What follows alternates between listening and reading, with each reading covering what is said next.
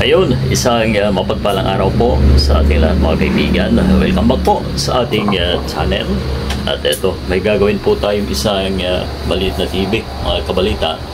At dinala sa atin dahil ang problema daw po ay wala audio, o sounds, mga kabalita. Ayan, Astron, ito ay smart TV na po, So muli ay samahan niyo po ang inyong abang lingkod, sa isa na namang pagbukas ng isang TV na ito, mga kaibigan.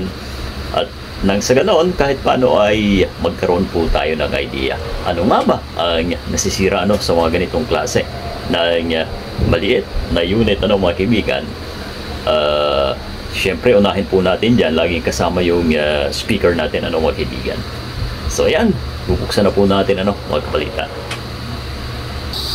Pagka laging full blast ang ating volume, mga kaibigan, ay posible na magkaroon talaga ng problema agad ang ating speaker, lalo sa mga ganitong klase ng unit na China, kahit yung branded, mga kabalita, ay pwedeng ganoon din ang mangyari. Kadalasan yan sa Samsung, mga kaibigan, ayon sa ating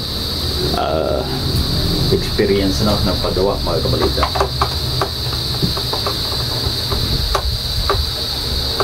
Pwede rin doon sa mismong ampli ang problema, mga kaibigan. Pagka ganito pa naman na smart TV, isa ang board, so medyo magdadalawang isip tayo kasi minsan sa board yung audio IC ay may problema.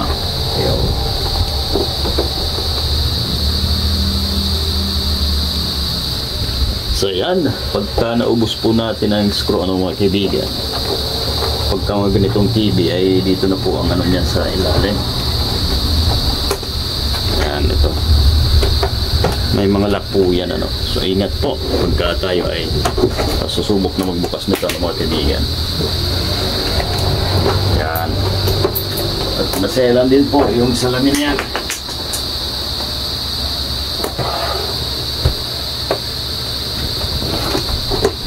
Yan na. So ito na, mga kaibigan, ayan yung maganda ito kasi may protection, sa mga, lalo sa mga bata, yung mga babato-batuhan ay kahit paano hindi tatamaan ng panel,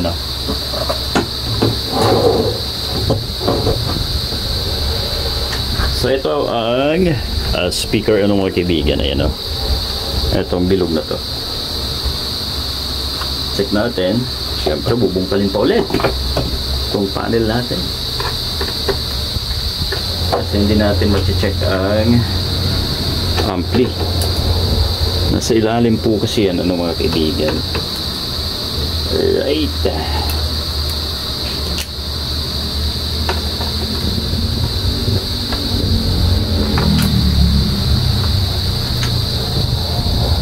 Yan na. Utak pa, ha.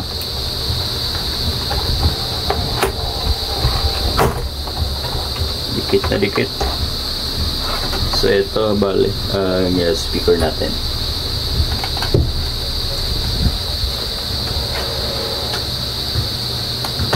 Ito, nabilog na to. Kailangan pa nating tanggalin yung board. Hindi maselan. Ganito na lang gawin natin.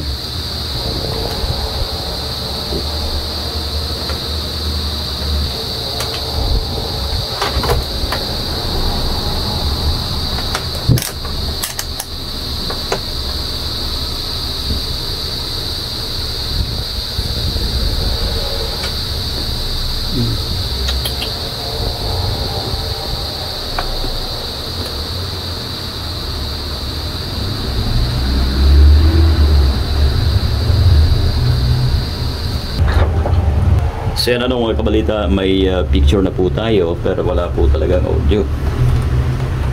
Ang pangit ng datingan, Check natin ang volume.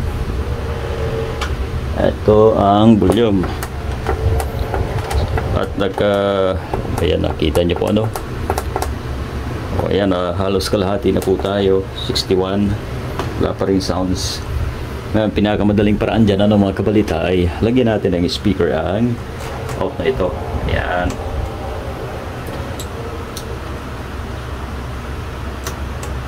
Kasi pinest ko na ang multimeter natin, mga kabalita, ay wala pong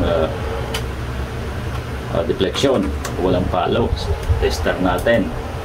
Kaya naman gagawin natin ay lagyan ang iba. Problema, wala tayong bilog na ganyan. Test na muna. Wala tayong problema.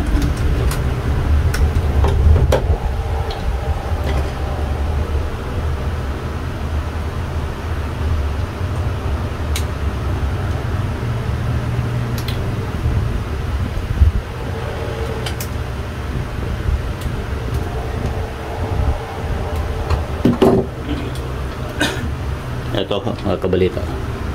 Test natin. Ilagay na muna natin yan.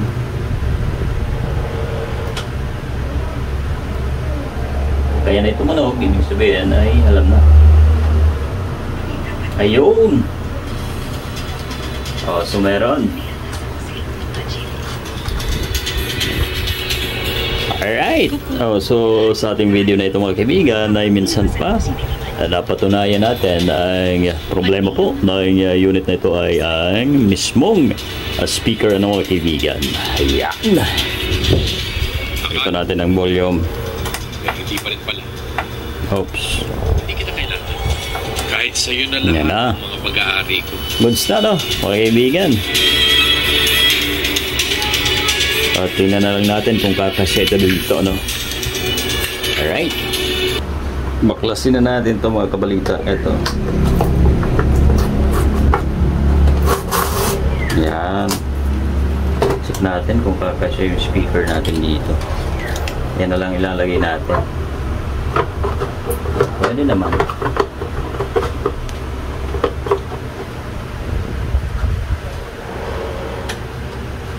So, pwede ano mga kaibigan.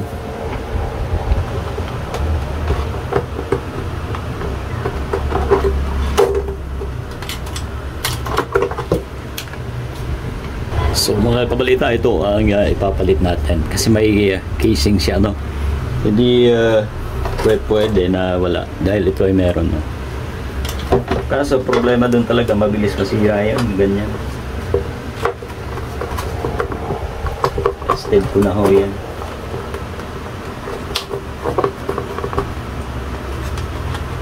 Basta lang kasi ito ay goods yan, goods.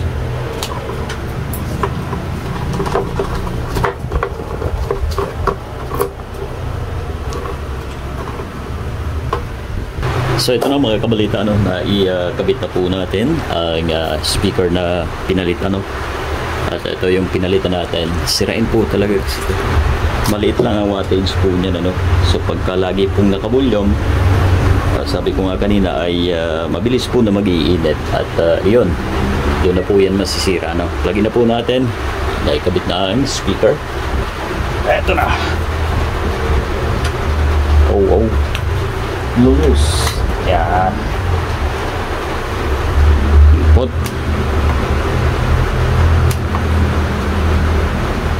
Yan, smart TV, ha.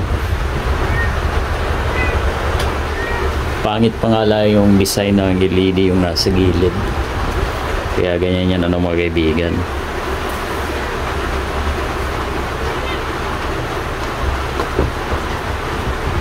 Ayan na. Check lang natin ano ng counter. So yun na mga kabalita. Mas gumanda ang tunog dahil naka-case naman po siya, no?